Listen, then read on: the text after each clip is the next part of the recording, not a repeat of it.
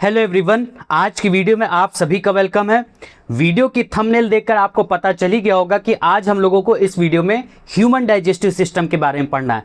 लेकिन मेरे पीछे आप बैकग्राउंड देख पा रहे होंगे कि आज हम लोग जो ह्यूमन डाइजेस्टिव सिस्टम पढ़ेंगे उसको हम लोग बिल्कुल 3D एनाटॉमी के स्ट्रक्चर के फॉर्म में पढ़ेंगे। और इसका बेनिफिट क्या रहेगा कि आपको इस डाइजेस्टिव सिस्टम के बारे में इतना अच्छे से पता चल जाएगा कि आप खुद को एक सुपर पावर दे रहे होंगे कि आप आज तक शरीर के बाहर केवल देख सकते थे, लेकिन अब आज की ये वीडियो देखकर आपको ऐसा फील होगा कि आप अब शरीर के अंदर भी देख पा रहे हैं। तो चलिए हम लोग बिना टाइम वेस्ट के वीडियो को फटाफट स्टार्ट करते हैं और हमारा टॉपिक आज का स्टार्ट करते हैं ह्यूमन डाइजेस्टिव सिस्टम। देखिए आपके सामने ह्यूमन डाइजेस्टिव सिस्टम का एक डायग्राम दिया गया है जो 3D स्ट्रक्चर में बना हुआ है। तो हम लोग पहले इसको एक बेसिक प्रोसेस से स्टार्ट करते हैं कि हमारा जो खाना है वो कहाँ से लेकर कहाँ तक जाता है, किस किस प्रोसेस से किस किस बॉडी पार्ट से होकर गुजरता है, और उसके बाद हम लोग उसको नेम वाइज डिटेल वाइज उसको स्टडी करेंगे। सबको पता है कि हमारे यानी कि एनिमल्स में जो न्यूट्रिशन गेन करने की प्रोसेस है वो 5 स्टेप्स से होकर गुजरती है, जिसमें सबसे पहला स्टेप होता है इंजेशन, मतलब कि खाने को खाना। फिर उसके बाद होता है डाइजेशन, खाने को पचाना। फिर उसके बाद होता है एब्जॉर्प्शन, मतलब कि खाना जो पच चुका है उसको शरीर एब्जॉर्ब करेगा। फिर उसके बाद एसिमिलेशन, मतलब जो खाना एब्जॉर्ब हो चुका है उससे मिलने वाला प्रोटीन, विटामिन, मिनरल्स जो है वो बॉडी अपने यूज में लेगी, उससे बॉडी ग्रोथ करेगी, अपनी डेड सेल्स को अपनी जो सेल्स खराब हो चुकी उसको रिपेयरिंग में लगाएगी, डिसीज से लड़ने में मदद करेगी। फिर उसके बाद जो प्रोसेस होती है एक्सक्रीशन या तो इजेशन, मतलब कि जो वेस्ट मटेरियल बचेगा हमारी बॉडी में वो एक्सक्रीट हमारी बॉडी के थ्रू कर दिया जाएगा। तो ऐसी प्रोसेस से होकर गुजरते थे और हमारे शरीर को, एनिमल्स के शरीर को न्यूट्रिशन गेन होता था। अब यहाँ पर हम लोगों को पर्टिकुलर ह्यूमन के बारे में पढ़ना है कि कैसे हमारे शरीर में जो फूड का डाइजेशन होता है वो किस किस प्रोसेस से होकर गुजरता है या तो किस किस पार्ट से होकर गुजरता है। तो अगर मैं बेसिकली बताऊं, बहुत बेसिक में, देखिए ये जो डाइजेस्टिव सिस्टम का जो मैं वीडियो बना रहा हूँ, ये जो आप पढ़ रहे हैं, ये आप चाहे किसी भी क्लास में हो, क्लास 7 से लेकर जूनियर हो चाहे सीनियर क्लास में हो, सबके लिए ये बहुत हेल्पफुल होने वाला है। क्योंकि मैं यहाँ पर इसको इस फिगर के थ्रू बताने वाला हूँ जिसमें मैं इनके नेम को भी बताऊँगा, जो कि आपके लिए बहुत इंपॉर्टेंट रहेगा। और ध्यान दीजिएगा कि जो जो सेंटेंस मैं यहाँ पर बोलूँगा, जो जो वर्ड मैं यहाँ पर यूज़ करूँगा, वो सभी से आपका क्वेश्चन बनता है। इस वजह से वीडियो को स्किप ना करते हुए पूरा अगर एक बार आपने ध्यान से देख लिया, इसके बाद आपको कोई और दूसरी वीडियो देखने की जरूरत नहीं पड़ेगी। तो चलिए हम लोग पहले एक प्रोसेस पढ़ लेते हैं कि कैसे खाना कहाँ से होकर गुजरता है, फिर उसको डिटेल में पढ़ेंगे। देखिए हम लोग खाना खाते हैं, खाना हमारे माउथ में सबसे पहले जाता है, फिर माउथ से होते हुए ये ओइसोफेगस से होके जाता है नीचे की तरफ। फिर उसके बाद इस ओइसोफेगस से ये जाता है हमारे स्टमक में। देखिए अगर आप देख पा रहे हो, स्टमक जो है वो हमारे लेफ्ट बॉडी पार्ट के पोर्शन में आता है। आपको ये समझ में आता होगा कि ये आपका पूरा पेट है, ये आपका पेट नहीं, ये एब्डोमेन रीजन होता है। ये आपका इतना सा पार्ट जो है, अगर मैं लीवर को यहाँ से हटा दूं तो ये वाला जो पार्ट होता है ये आपका स्टमक वाला पार्ट है। अब इसके बाद फिर ये स्टमक में गया खाना स्टमक में जाने के बाद फिर जाता है, यहाँ पर देखिए ये रास्ता है, ये स्मॉल इंटेस्टाइन में जाता है। फिर स्मॉल इंटेस्टाइन में जाने के बाद ये लार्ज इंटेस्टाइन में जाता है, और लार्ज इंटेस्टाइन में जाने के बाद ये रेक्टम से होते हुए, एनस से होते हुए ये बाहर एक्सक्रीट कर दिया जाता है। तो ये इसकी बेसिक प्रोसेस थी। अब हम लोग इसको थोड़ा सा डिटेल्ड फॉर्म में पढ़ते हैं, डिटेल्ड मैनर में पढ़ते हैं। देखिए सबसे पहले हमने खाना खाया, खाने में हमारे बहुत सारे कंपोनेंट्स जिससे हमको ताकत मिलती है, बॉडी रिपेयरिंग में मदद मिलती है, उसमें जैसे starch, carbohydrate, fat, protein, vitamin, minerals, water, ये सारे इसमें कंपोनेंट पाए जाते हैं। तो हम लोगों ने खाना खाया, खाना हमने अपने माउथ में लिया। तो जो हमारा माउथ है, माउथ में टीथ प्रेजेंट होते हैं, वो टीथ खाने को ग्राइंड करने में मदद करते हैं, खाने को चबाने में मदद करते हैं, खाने को छोटे छोटे फॉर्म में तोड़ते हैं। और इसका बेनिफिट क्या रहता है कि जब खाना हमारा डाइजेशन की प्रोसेस से होकर गुजरता है तो सही तरीके से हमारा खाना डाइजेस्ट हो सके, इसके लिए हमारे जो दांत होते हैं खाने को सही तरीके से चबाते हैं। और उसी के साथ साथ हमारे माउथ में देखिएगा, अब यहाँ पर हमारे माउथ में सलाइवरी ग्लैंड्स पाई जाती हैं। जब आप खाते हैं तो आप ये भी फील करते होंगे ना कि जो खाना होता है वो गीला हो जाता है, तो वो जो गीलापन होता है वो सलाइवा उसमें मिक्स होता है। और सलाइवा मिक्स कहाँ से होता है? वो हमारा मिक्स होता है सलाइवरी ग्लैंड से। जो आपको ये येलो कलर की दिखाई दे रही है ना, इसमें एक स्ट्रक्चर, ये सलाइवरी ग्लैंड को शो कर रहा है। हमारी सलाइवरी ग्लैंड बेसिकली 3 टाइप की होती है। पहला टाइप है सब लिंगुअल, यहां पर इसका नाम आ जाता है। अगर लेफ्ट साइड में तो लेफ्ट सबलिंगुअल और राइट साइड में है तो राइट सबलिंगुअल। फिर उसके बाद सब लेफ्ट सबलिंगुअल ग्लैंड हो गई। फिर इसके बाद सब मैंडिबुलर होती है, ये पैरोटिड होती है। तो ये जो सलाइवरी ग्लैंड होती है ये हमारे खाने में सलाइवा मिक्स करती है। ये सलाइवा सिक्रीट करके खाने में हमारा मिक्स हो गया। साथ ही साथ इस सलाइवा में हमारे एंजाइम पाए जाते हैं। वो एंजाइम का नाम है सलाइवरी एमाइलेस और दूसरा नाम है लिंगुअल लाइपेज। ये जो सलाइवरी एमाइलेस है ये खाने में प्रेजेंट स्टार्च को ब्रेक डाउन करता है और उसको माल्टोस में कन्वर्ट करता है। अब ये ब्रेक डाउन क्यों करता है? क्योंकि जो स्टार्च है वो हमारे शरीर से डायरेक्टली एब्जॉर्ब नहीं हो सकता, इस वजह से उसको वो सिंपलेस्ट फॉर्म में जितना हो सके तोड़ने की कोशिश करता है। तो यहां पर हमारा एक फैक्ट वाला क्वेश्चन क्या तैयार होता है कि हमारा जो खाने का डाइजेशन है वो हमारा माउथ से ही शुरू हो जाता है। आप ये सोचते होंगे कि जो डाइजेशन है वो हमारा पेट से शुरू होता है, जबकि ऐसा नहीं। हमारे शरीर में जो डाइजेशन की प्रोसेस होती है वो हमारी माउथ से ही शुरू हो जाती है। और किस वजह से? क्योंकि हमारी सलाइवरी ग्लैंड से एक सलाइवरी एमाइलेस सिक्रीट होता है। वो सलाइवरी एमाइलेस खाने में प्रेजेंट स्टार्च को सिंपलेस्ट फॉर्म वाले शुगर में कन्वर्ट करता है, जिसको यहां पर हम लोग नेम देते हैं माल्टोस। इसके अलावा जो लिंगुअल लाइपेज होता है वो इसमें प्रेजेंट फैट को थोड़ा सा डाइजेस्ट करने की प्रोसेस से गुजारता है। पूरी तरह से वो नहीं तोड़ पाता, वो बाद में पेट में और फिर इंटेस्टाइन में वो आने के बाद वो छोटे छोटे फॉर्म में टूटता है। इस वजह से यहाँ पर मेनली हम लोग कहते हैं कि माउथ में जो स्टार्च होता है वो ब्रेक डाउन होता है माल्टोस के फॉर्म में। ठीक, फिर उसके बाद क्या हुआ कि जो खाना है वो हमारा माउथ से होते हुए ओइसोफेगस में जाता है। ओइसोफेगस को इसोफेगस या तो हम लोग इसको सिंपल फॉर्म में फूड पाइप के नाम से जानते हैं। तो होता क्या है कि जब हमारा खाना माउथ से होते हुए ओइसोफेगस में आता है तो यहाँ पर एक प्रॉब्लम मिलती है। प्रॉब्लम कहाँ मिलती है? इस जगह पर, यानी कि हमारे गले वाले जगह पर। होता क्या है कि यहाँ पर इस ओइसोफेगस के अलावा जो हमारा माउथ है, माउथ में एक और पाइप होता है, वो पाइप विंड पाइप कहलाता है। विंड पाइप हमारी लंग्स से जुड़ा रहता है। तो विंड पाइप का जो एग्जिट पॉइंट है और ये जो फूड का यहाँ का हम एग्जिट पॉइंट या तो एंट्री पॉइंट देखेंगे तो दोनों एंट्री पॉइंट यहाँ पर एक कॉमन जगह पर लोकेटेड है और वो जगह हमारी कहलाती है फेरिंग्स। तो जो फेरिंग्स है उस जगह पर ये दोनों के एंट्री पॉइंट होते हैं। तो कई बार क्या होता है कि जब हम सांस लेने के साथ साथ खाना भी खाते हैं तो खाना हमारा विंड पाइप में जाने का खतरा बना रहता है। कई बार आपको खाना खाते समय खांसी भी आ जाती होगी।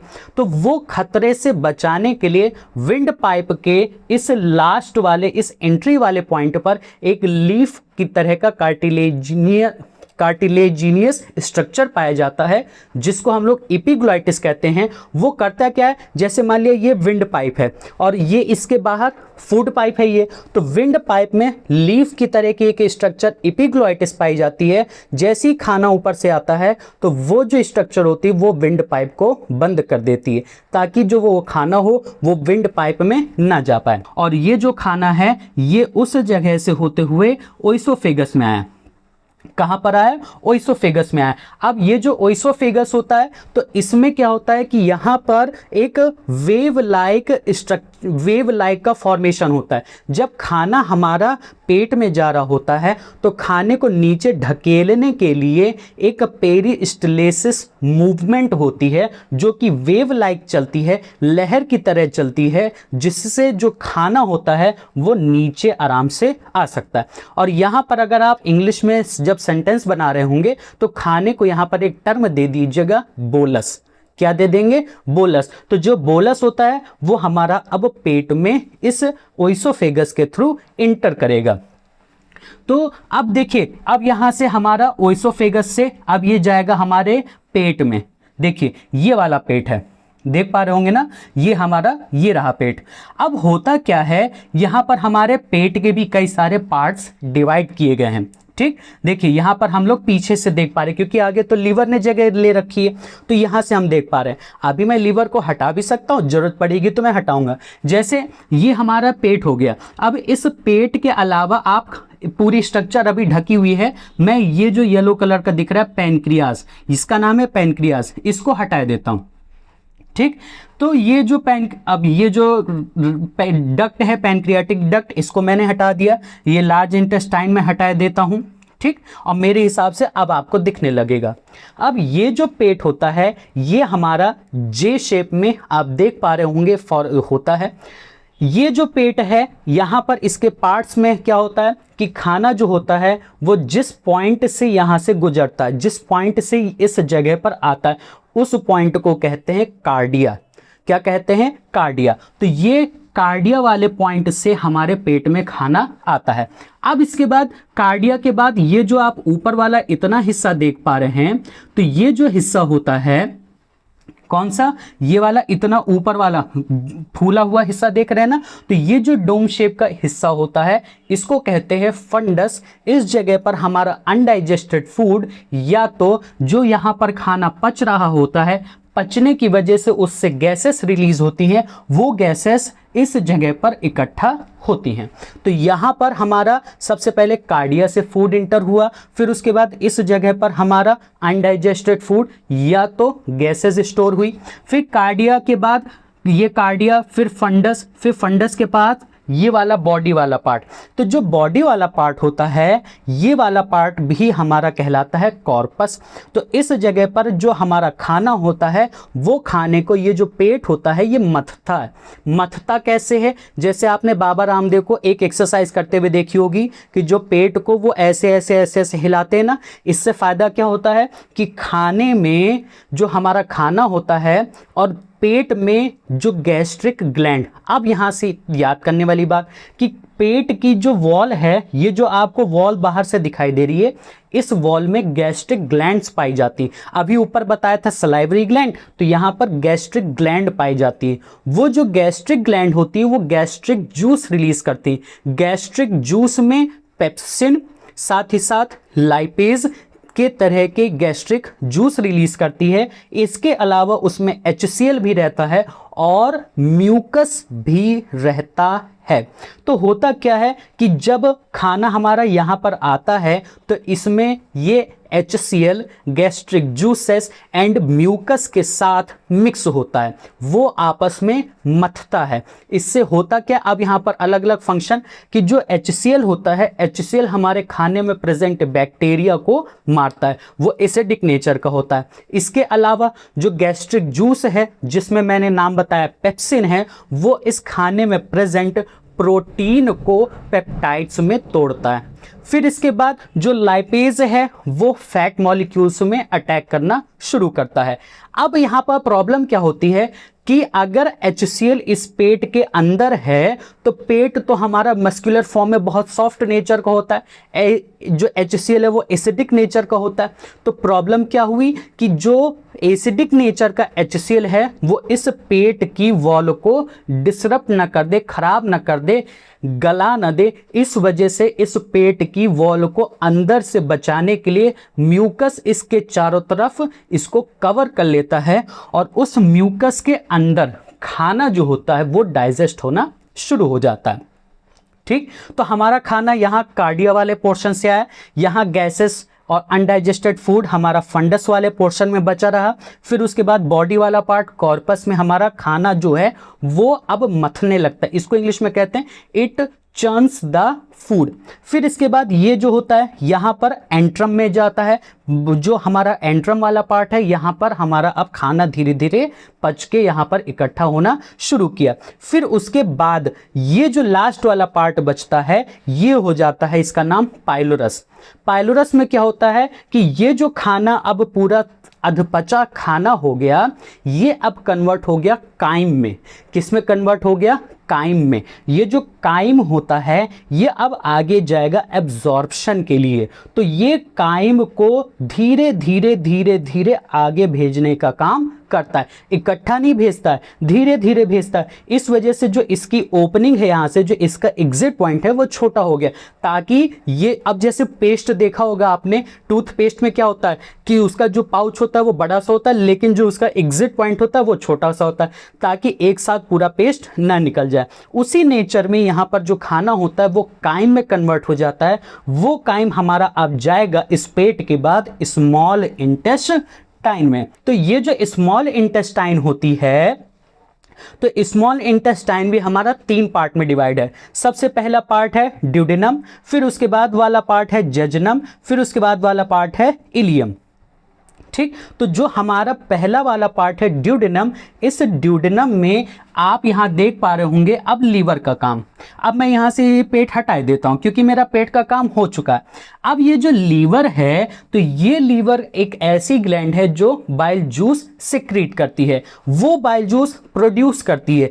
तो ये जो बाइल जूस होता है, ये लीवर ने बाइल जूस प्रोड्यूस किया और वो इन रास्तों से होते हुए इस गॉल ब्लैडर में जाकर स्टोर होता है। अब ये जो गॉल ब्लैडर है ये फिर बाइल जूस को, देखिए देख पा रहे होंगे, ध्यान दीजिएगा। अब ये जो गॉल ब्लैडर है, ये जो रास्ता है इसको कहते हैं बाइल डक्ट, जहां से बाइल जूस हमारा खाने में मिक्स होने के लिए जा रहा है। तो ये बाइल जूस लीवर ने बनाया, गॉल ब्लैडर ने स्टोर किया। जब गॉल ब्लैडर को भेजना रहता है तो ये कॉन्ट्रैक्ट होता है, सिकुड़ता है, और ये बाइल डक्ट के थ्रू इस बाइल जूस को स्मॉल इंटेस्टाइन में, देखिए यहाँ पर देख पा रहे होंगे ये वाला एंट्री पॉइंट दिया है ना, इस जगह पर ये ड्यूडेनम में इस बाइल जूस को दे देता है। इसके अलावा जो पैनक्रियाज है ये भी एक लीफ की तरह की स्ट्रक्चर होती है। तो पैनक्रियाज पैनक्रियाटिक जूसेस को सिक्रीट करता है। पैनक्रियाटिक जूस में क्या क्या होता है? ट्रिप्सिन हो जाएगा, लाइपेज हो जाएगा, एमाइलेज हो जाएगा। तो ये जो पैनक्रियाज है, ये पैनक्रियाज पैनक्रियाटिक डक्ट, इसको हटा दूं मैं तो ये देखिए इसके अंदर पैनक्रियाटिक डक्ट दिख रही होगी, है ना, ये देखिए। तो ये पैनक्रियाटिक डक्ट, ये बाइल डक्ट, दोनों का एक कॉमन एंट्री पॉइंट है। इसके थ्रू ये इस स्मॉल इंटेस्टाइन वाले पोर्शन जिसका नाम ड्यूडेनम था, यहाँ पर ये भेज देता है। अब इस जगह पर क्या होता है कि हमारा जो फैट होता है उसका इमल्सिफिकेशन होता है, मतलब कि जो कॉम्प्लेक्स फैट के मॉलिक्यूल्स हैं उसको सिंपलेस्ट फैट के मॉलिक्यूल में तोड़ा जाता है ताकि उसका सरफेस एरिया बढ़ जाए और फैट जो है वो हमारा फैटी एसिड और ग्लिसरॉल में कंप्लीटली ब्रेक डाउन होने के लिए प्रिपेयर्ड हो जाए। तो ये हमारा पैनक्रियास और बाइल जूस जो था उसने पैनक्रियाटिक जूस और बाइल जूस यहाँ पर ड्यूडेनम में सिक्रीट कर दिया, यहाँ पर इमल्सिफिकेशन ऑफ फैट हो गया। फिर इसके बाद ड्यूडेनम के बाद ये जाता है अब जेजुनम में जाएगा। अब जैसे ही जेजुनम में जाता है, इस यहाँ पर फिंगर लाइक स्ट्रक्चर्स विली पाई जाती हैं और उन विली में और छोटी छोटी माइक्रोविली स्ट्रक्चर पाई जाती हैं जो इसमें डाइजेस्टेड फूड मटेरियल होता है उसको एब्जॉर्ब करने का काम शुरू हो जाता है। मतलब कि यहाँ पर हमारा डाइजेशन हुआ, फिर अब यहाँ पर स्मॉल इंटेस्टाइन से एब्जॉर्प्शन हमारा शुरू हो जाता है। अब जैसे ही ये ड्यूडेनम से जेजुनम में गया, फिर जेजुनम के बाद इलियम में चला गया, यहाँ तक हो गया। अब इलियम के बाद ध्यान दीजिएगा, इस इलियम के बाद ये जो खाना होता है हमारा ये लार्ज इंटेस्टाइन में जाएगा। अब लार्ज इंटेस्टाइन में देख पा रहे हैं कि ये स्मॉल इंटेस्टाइन का ये वाला लास्ट वाला पार्ट है। कौन वाला? ये वाला। तो होता क्या है यहां से कि ये देखिए, अब आप अच्छे से देख पा रहे होंगे और इसको मैंने जूम आउट कर दिया है। ये यहां से इसमें इस लार्ज इंटेस्टाइन का सबसे निचला वाला हिस्सा है, मैं इसको यहां पर हाईलाइट किए देता हूं। और ये नीचे वाला हिस्सा देखिएगा आपका, ये देखिए यहां पर हो गया। ये मैंने पीछे से आपको दिखाया था क्योंकि ये पीछे से ही इसका एंट्री शुरू हो रही थी। तो ये यहां पर हमारा अब जाता है लार्ज इंटेस्टाइन में। अब ये जो लार्ज इंटेस्टाइन का पार्ट है, अब इसका भी नाम देख लेते हैं। तो लार्ज इंटेस्टाइन में हमारा ये वाला जो पार्ट होता है, इसको हम लोग कह देंगे सीकम। इस जगह पर क्या होता है कि हमारे सॉल्ट्स वगैरह अब यहाँ पर एब्जॉर्ब होना शुरू हो जाते हैं, जबकि बेसिकली इन लार्ज इंटेस्टाइन में वाटर का एब्जॉर्प्शन हम लोग कॉमनली पढ़ते हैं। इसके अलावा ये जो आप छोटा सा हिस्सा देख रहे हैं, ये है अपेंडिक्स। क्या है? अपेंडिक्स। होता क्या है कि कभी हमारा जो डाइजेस्टिव सिस्टम होता है, जब वो किसी बीमारी से, कॉलरा या डिसेंट्री से जूझ रहा होता है, उसमें जो इसके अच्छे बैक्टीरिया होते हैं वो अच्छे बैक्टीरिया मर जाते हैं। तो उनको ये वापस से रीस्टोर करने के लिए, हमारे डाइजेस्टिव सिस्टम को रीबूट करने में ये हमारी हेल्प करता है। अब हमारा जो खाना था वो यहाँ पर गया। खाना या तो हम लोग उसको एक तरह से पेस्ट कह सकते हैं, जो हमारा काइम था, अब खाना नहीं बचा, अब वो हमारा काइम हो गया, वो हमारा पेस्ट हो गया। अब जो उसमें वाटर बचा उसका एब्जॉर्प्शन है। तो जैसे ही ये यहाँ पर गया, इसके बाद ये ऊपर की तरफ जाता है, जा रहा है ना। तो ये जो हमारा पार्ट होता है, ये हमारा पूरा पार्ट होता है कॉलन। तो ये ऊपर की तरफ जा रहा है, इस वजह से इसको असेंडिंग कॉलन कहते हैं। इस असेंडिंग कॉलन से होते हुए ये सीधा है, सीधी लाइन में, तो इसको ट्रांसवर्स कॉलन कहते हैं। ये असेंडिंग कॉलन, ये ट्रांसवर्स कॉलन। अब ये ट्रांसवर्स कॉलन के बाद ये अब नीचे होते हुए आ रहा है, तो ये डिसेंडिंग कॉलन। ठीक, ये क्या हो गया? Descending colon. तो ये यहां से होते हुए आता है, तो मतलब कि यहां पर सॉल्ट्स एब्जॉर्ब हुए, वाटर एब्जॉर्ब हो रहा है, इलेक्ट्रोलाइट एब्जॉर्ब हो रहे हैं खाने में। अब जो खाना है वो हमारा सेमी सॉलिड पेस्ट में कन्वर्ट होना शुरू हो चुका है, जो कि एक ठोस फीस, इसको हम लोग इंग्लिश में क्या कहते हैं? फीसेस। गाय के गोबर की तरह ये हमारा खाना जो होता है वो कन्वर्ट यहाँ पर हो चुका है। क्यों? क्योंकि इससे हमारा वाटर एब्जॉर्ब हो चुका है। तो अब ये जो फीसेस है, ये इस डिसेंडिंग कॉलम से होते हुए अब जाएगा हमारा ये लास्ट के सिग्मॉइड कॉलम में, जो कर्व शेप का होता है। किस शेप का होता है? कर्व शेप का। तो जब एक्सक्रीशन की बात आती है तो ये टेम्परेरली इसी सिग्मॉइड कॉलम वाले पार्ट में स्टोर होना शुरू होता है। फिर उसके बाद प्रोसेस होती है हमारी एक्सक्रीशन की। अब एक्सक्रीशन के लिए ये जो हमारा सेमी सॉलिड पेस्ट था, जो अनडाइजेस्टेड अनवांटेड फूड मटेरियल था, वो हमारे शरीर से बाहर निकलने के लिए तैयार है। अब ये हमारा रेक्टम, ये लास्ट वाला पार्ट क्या बचेगा? हमारा रेक्टम। तो ये रेक्टम से होते हुए, एनस से होते हुए ये हमारे बॉडी से बाहर चला जाता है। ठीक, तो यहां पर इस तरह से जो डाइजेशन है वो ह्यूमन बॉडी में परफॉर्म करता है।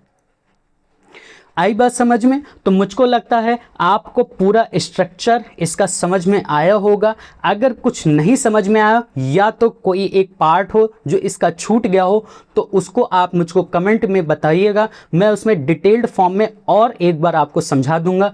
अगर आप इसको 2 से 3 बार देखेंगे तो आपको ये 100% याद हो जाएगा। कि अगर आपको वीडियो पसंद आई हो तो आप जानते हैं कि आप इसके लिए क्या मेरे साथ मेरा सपोर्ट कर सकते हैं, तो उसको आप ज़रूर करिए। इससे मैं भी मोटिवेट होता हूं और साथ ही साथ जो हमारी नेक्स्ट वीडियो रहती है वो भी इससे ज़्यादा और हमारी इसी की तरह इंटरेस्टिंग रहती है, जो आपको समझने में इस टॉपिक को मदद करती है।